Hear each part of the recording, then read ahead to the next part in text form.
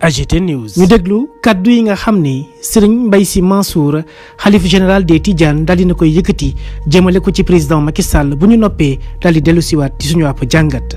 ñi koy xëccoo ñëpp. ñi koy xëccoo ñëpp. boroomi pexe lan. boroomi pexe lan. ndax ñi leen koy jox. ndax ñi leen koy jox. fokk ñu nax leen. fokk ñu nax leen. ba ñu jox leen ko. naxe boobu. naxe boobu nag. moo jur safara siy tàkk. moo jur safara siy tàkk tey.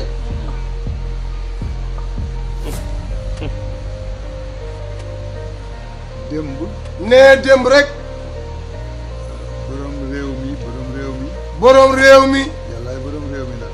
nee yàlla nag mooy borom réew mi. ku ñu ni yaa ko moom rek. ku ñu ni yaa ko moom rek. romb nga fi réew mi dem sa yoon. te yóbbuwaale wuloo dara ci réew mi. kon yàlla moom réew mi. njiitu réew mi. nee njiitu réew mi. ñëw na fii démb. ñu sant ci yàlla bu baax nag. ndax kër Seydi Hadji Malick. ndax kër Cheikh Seydi Hadji Malick.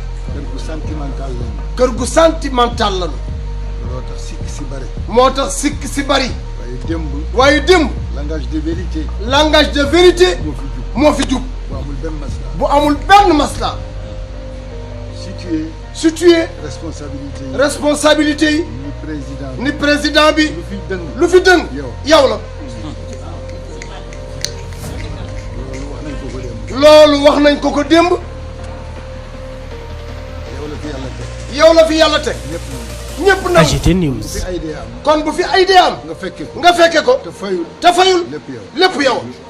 kilifa dafay muñ. waaye kilifa dafay muñ. waaye kilifa ak njiit duñu benn. waaye kilifa nag ak njiit duñu benn de. ñoo ko déggandoo lépp lu xew ci réew mi président Macky Sall yow yaay ki nga xam ne yaay responsable bi. yow la yàlla dénk suñu am réew kon dëkk bi bés bu tàkkee yow yaa ko taal lii de la ñuy xaar ci kilifa diine wax dëgg nag xalif général des Tidianes kàddoom yile mat na te jotale na nekk na ay kàdduy kilifa dëgg nekk na ay kàdduy koo xam ni yow da ngaa jiite ay nit yoo xam ni dañoo yaakaar ci yow président Macky Sall xam na xel ne këru diine yëpp dañ koo daal di bàyyi këru diine yu ci bëree bëri amatul benn gis-gis boo xam ni am nañ ko ci moom le président Macky Sall ñu ci bëri dëgg gu wér péng lañ koy daal di tegal moom le président Macky Sall mu koy daal di dégg lii nag kum doyul firnde dara dootu la doy firnde lii xew ci réew mi kilifa diina yaa ngi génn di ci wax te lii dafay wane te di dëggal encore une fois que ne président Macky Sall force ngi mu bëgg a def ci réew mi bés bu ko defee dina ko taal te bu ko taalee comme ni ko sëriñ bi waxee il sera le seul responsable. président Macky Sall ñi ngi koy woo à ce que lépp loo xam ni daf ko envisager jëmale ko ci lu ni mel mu daal di koy teg ci suuf ndax nekkut loo xam ne lu koy jëmale kanam la wala luy amal njëriñ sénégalais yi la. sénégalais yi leen na moo leen mën a amal njëriñ actuellement. mooy que président Macky Sall def li nga xam ne moom la warloo ak ñun daal di bañ a dugg ci lu jëm ci wàllum troisième mandat troisième candidature bu ko defee rek dëkk bi dina am stabilité. ay xoolal rek réew mi ni nga xam ne noonu la méttee surtout lu jëm ci wàllum justice ñu ngi fiy dégg ay rapport Cour des comptes fi dégg yeneen i scandale waaye xoolal ni nga xam ni noonu la ñu instrumentaliser suñu ab justice Ousmane Sonko dossier wam bi ak Adji Sarr bu taalee dëkk bi Macky Sall est le seul responsable lui le président de la République moom la ñu dénk suñu ab réew te ndénkaane guy jeex la nekkul ndénkaane gu éternel ku déglu kàddu yi sëriñ bi xam ne kat lii dafa nekk loo xam ni président Macky Sall bu ci bàyyiwul xel tey dootu ci mës a bàyyi xel saa su ne kilifa diina yaa ngi woote à ce que ñu def jàmm ci réew mi xalif général des Mourides ñi ngi fàttaliku jamono ji nga xam ne mbirum Ousmane Sonko ak Adji Sarr mi ngi doog a jukk daal di woon nañ ci dox ay tànki jàmm woote à ce que réew mi am jàmm waaye président de la République mel ni ku déggul boobu lépp wootee ba tax na Ousmane Sonko ak Adji Sarr seen dossier bi jur fukki nit ak ñeent ñoo xam ne ñàkk nañ ci seen bakken am ci ku ñàkk ab cëram am ci koo xam ne dàq nañ ko ci ab liggéeyam am ci ñu ci jëlee insécurité depuis boobu ba tey ji comme ñoom Pape Alé Niang docteur Alfouseyni Gaye capitaine Touré ak ñeneen lu ni mel nag bu fekkente ne dafay am ci am réew kilifa diine yi génn wax président de la République daal di téye fi mu téye ba tey dafay wane benn dëgër bopp goo xam ne dafay jéem a am ci mbir mi waaye nag am na ci loo xam ne kenn du ko nangu kenn du ko accepté Sénégal nag am na nuñ mel de waaye suñu ay kilifa diine dañ leen a respecté Sénégal am na nuñ mel de waaye suñu ay kilifa diine jox nañ leen cër te itam saa su ne seeni ay kaddu waaw la sant surtout que nag ñu nekk ay kilifa diine yoo xam ne ñi ngi ñëw vers la population ñi ngi dimbali les Sénégalais ñi kaasal ñi nga nga xam ni ñoo di les sénégalais amuñu benn intérêt di faral le président Macky Sall ci loo xam ne du dëgg ndax la nga xam ni ña ngi koy am président Macky Sall joxu leen ko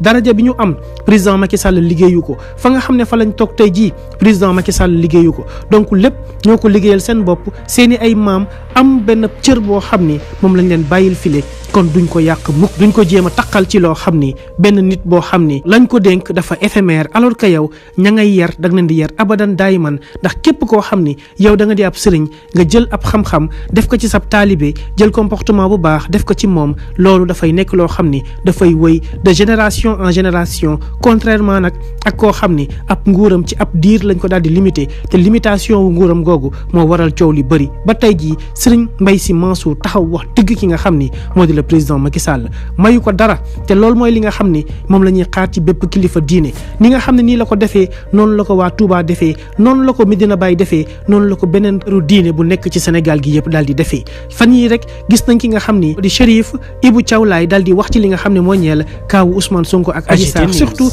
ak audio yi nga xam ni dafa daal di fuité di woote à ce que justice nañ ko def ca na mu waree bañ a am benn parparloo bañ a am itam kenn ku ñuy jéem a éliminer politiquement lii mooy kàddu yi nga xam ni dañ koy soxla saa su ne jógee ko ci suñu ay kilifa diine waaye nag bëri na ci ñoo xam ne léeg-léeg ñi leen doon sax jéem a sànni xeer naan ñi ngi toog fi ñu toog waxuñu ñoom dafa am heure yoo xam ni bu jotee dañ ciy daal di wax bés bu ñu demee rek ba wax publiquement c'est parce que sës nañ ndax yàgg nañ di woo le président Macky Sall ci suuf di ko jéem a artu di jéem a waxtaan ak moom à ce que mu dellu si ci yenn décision yoo xam ne léeg-léeg justice daf koy jël à ce que mu teg tànkam ci yi nga xam ni mën naa daal di nërmel suñu am réew dugal ko ci kaw boo xam ni kenn du ko mënati lijjanti lii mooy li nga xam ni moom la ñuy xaar ci ab kilifa diine te def nañu ko lii mooy dëgg lii mooy yoon ndax nekk ci diine gi warul tere kenn mu daal di addu ci li nga xam ni dafa ñeel wàllum politique yonent bi da si daan dugg di ci impliqué wu di wax ci li nga xam ni moom mooy l'art de gérer la cité loolu kese la loolu la ñuy woowee politique yow mi nga xam ne ab sëriñ nga ngay jéem a yar say taalibe ci lu baax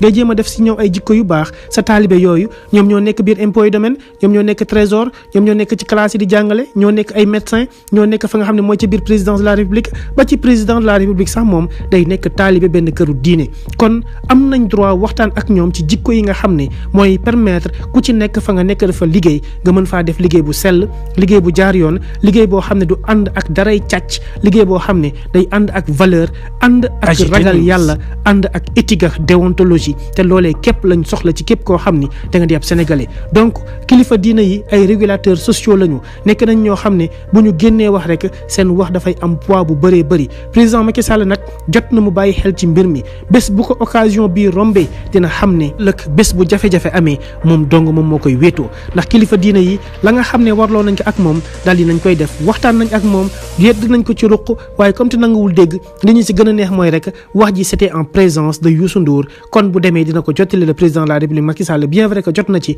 waaye xanaa kay dinañ ne ko président kat ngir yàlla teel sa loxo nga bàyyi li nga xam ne dafa jëm ci wàllum 3e mandat ndax boolub Sénégal bii neex na lool waaye kenn du ko ñëdd boo ko naree jiiroo nag comme niñ ko defee ak rapport bu Cour des comptes ni mu ko génnee di nga am loo xam ni dina rëq sab ndigg waaye nag nañu oytu sénégalais yi jóg ngir daal di koy fajal seen bopp ndax bu boobaa dina nekk demin boo xam ne dem bu ñaaw lay doon c'est la raison pour laquelle à chaque fois ñuy ñaan le président Macky Sall mu génn par la grande porte bañ a génn par la petite porte bi nga xam ni moom la ñuy séen te bés bu fa jaaree dina xat lool ci moom te ñëpp xam nañ ne effort bu mënti def ba daal di fay génn du tee képp koo xam ni àndoon na ak moom di génn sénégalais yi dinañ la laaj lan nga yoree woon suñu am réew sénégalais yi dinañ la laaj suñu alal fan nga ko dugal jàmm ak salaam nag la ñu wootee lii rek occasion la pour le président Macky Sall le 31 décembre mu wax officiellement aux Sénégalais que je ne ferai pas un 3e mandat soyez rassurés le Sénégal mon pays le Sénégal notre priorité. AGT News.